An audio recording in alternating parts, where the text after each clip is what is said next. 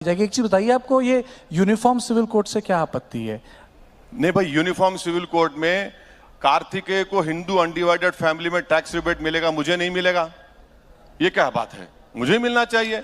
अगर महिलाओं सुन लीजिए। अगर महिलाओं के अधिकार हो जाएं, बराबर हो जाएं, तो इसमें क्या आपत्ति? कैसे होंगे बताइए, कैसे होंगे? आप विल का पावर निकाल रहे हैं, आप विल का पावर तो नहीं निकालेंगे आप। और विल का पावर बोलते हैं आपको भाई मुसलमानों में मैं विल के पावर में I can not even exceed 1/3।